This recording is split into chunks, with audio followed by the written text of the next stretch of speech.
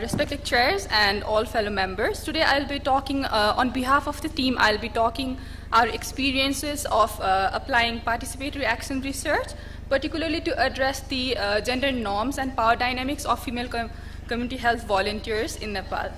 So as we all know, like we have around more than 52,000 local women who work as female community health volunteers, as a close to community providers, and are regularly engaged in community-based preventive and promotive activities. During this process, they do face a number of challenges, and the effect of gender norms is one of them, which is further triggered by the dual responsibility, that is their household, the responsibility they perform at the household level, and their professional responsibility that creates a challenge to perform their to work. So it is very important that these norms are taken into consideration and these norms are addressed for them to work effectively and efficiently. So in this process, to address the gender norms and power dynamics, we applied participatory action research, where we engaged with 12 female community health volunteers of Chandragiri municipality, and also were engaged with different stakeholders, which included municipality officials and also health facility and ward representatives. So in the process, we started the process with the sharing of the findings from our phase 1 study that included the formative phase, where we tried to identify various factors or gender norms related to gender norms and social factors that actually influenced or affected the working ability of female community health volunteers. So presenting and sharing that experiences and the findings, we conducted problem tree analysis with female community health volunteers and stakeholders, where we tried to identify the root cause of that was leading to the problem or leading to the challenges that they are facing. So in that regard, they themselves were engaged in identification of the solution. So they came up with an idea to develop a film, that is a participatory video making, to address the gender and social norm that they were facing while doing their work. So in the process of intervention development, they were engaged in series of workshops where they participated and where they were engaged in writing the script for the story, getting engaged in, they were equipped with the capacity to use GoPros, sound recording system, community filming, and several other aspects. So with this process, they were able to develop a film with the technical support from the research team, and then which were showcased at the community level and also now available in different social media platforms. So all these processes were further evaluated using observations, reflective workshops, interviews, and discussions. Just to touch more on the identification of the root cause. So they identified the two problems using the problem tree analysis, that was lack of recognition and unanticipated mobilization of FCASBs. And then with the scoring, they decided to focus more on the lack of recognition, from where the root causes for what was the root cause of lack of recognition was further identified, which included low respect, lack of awareness among the community people, and lack of attention from the higher authorities. So in order to address those root causes, they came up with an idea to co-create a short video which reflected their lived experiences, engagement, and challenges, which was further influenced by the gender norms and values for increased family and community support. So after, as I mentioned earlier, that the films or the participatory video were showcased. So when we talk about the reach and talk about the feasibility of this approach, the co-created video were showcased to almost around 353 people at the community level at 6 different wards, and the participants included different levels, for instance, ward representatives, school principals, health workers, female community health volunteers, family members, members of other different local organizations.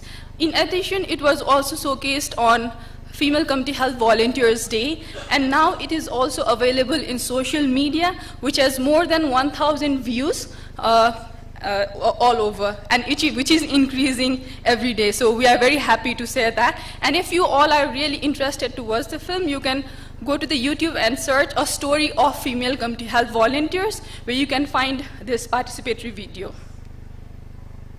So while engaged in this process, and when we tried to assess, like, okay, so what was the impact of this, as female community health volunteers mentioned that this enhanced the recognition of female community health volunteers' work. So this created better understanding of the work by the community people, the family members, and also the stakeholders, particularly the dual responsibility which they have been performing and which was not recognized or sensitized previously. So it also increased appreciation, realizing how FCSBs are working hard and how they are devoted for the good health of the community. So if you look at the quotes there, which says, after watching the video, I realized despite working day and night without complaining, FCSVs face many hardships and challenges, and they are less respected and appreciated for their hard work.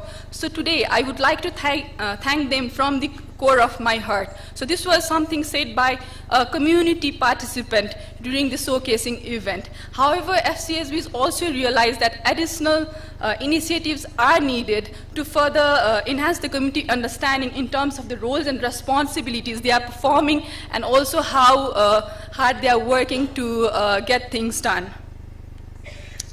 Further, this also has increased showcasing the video where they have illustrated the gender norms and the dual responsibilities they are performing. It has also increased support from the family members to do their work. So if you look at the quote, which is very interesting, that says, one of my fellow FCSB friend who is retiring soon said that she showed the video to her husband, who usually didn't help her with the household chores. After watching the video, her husband started to help her, and she felt that if she could have shown the video earlier, her husband would have understood sooner. So this shows, like, okay, so how the impact has been made at the community level to change the behavior and to change the perspective of the community and the household members towards them, and how the support can be enhanced for them to work. So also the current FCSVs mentioned that female family members, it has become easier for them to go to work, as family members have now started to understand them more better than previously. So in addition to those impact and behavior changes, also at the personal level, female community health volunteers have noted enhancement in the self-confidence, use of technical advancements, and then also in the communication skills, where they themselves kind of facilitate the entire showcasing event. They hosted it, they anchored it, they invited the participants, and then like they were kind of giving the remarks and everything. So everything was co-created and then was led by female community health volunteers, which also helped in the capacity development. And in addition, the video making process or the video is considered as one of the effective tool and innovative approach to communicate the information, where one of the watchers also mentioned, as people forget things, they listen, but when they watch, they never forget. So it is a good way to make people understand things and convey messages. I think the video has depicted the truth. So coming to my last slide on the key learnings. So participatory video making or participatory action research is a collaborative and inclusive process where we try to engage different stakeholders and identify local issues with the local solutions. But then there is less clarity at the very beginning when you start the process in terms of what action plan is going to be. But then this process is also adaptive and flexible. Therefore, you have the opportunity to make joint plan with the participants, in our case with the FCSVs, as per their feasibility and availability. However, the adaptability and the flexibility sometimes can be time-consuming and challenging in terms of timely engaging and getting the output. But then storytelling was used and can be used as a great and a powerful advocacy tool to raise awareness, which has been also seen in our case. And but in this scenario, trying to explore and understand the gender norms and aspects of equity and bringing this into discussion was very challenging. It was not a one-go process where we just went and asked, like, okay, so what are the gender-related issues that you are facing, and then they directly could answer it. No, we had to try a lot and give several examples to make FCSBs themselves understand, so what exactly is gender norms, or what exactly is social inequity, and then like what could have kind of impacted them. So overall, it has been an empowering and capacity development process and approach, not only in terms of enhancing the capacity of the women community health volunteers, but also in terms of sensitizing the community and also the stakeholders to understand the gender dynamics and the gender norms shaping the experiences of female community health volunteers, who are a very important cadre in our health system and act as a frontline health workers. So thank you, everyone.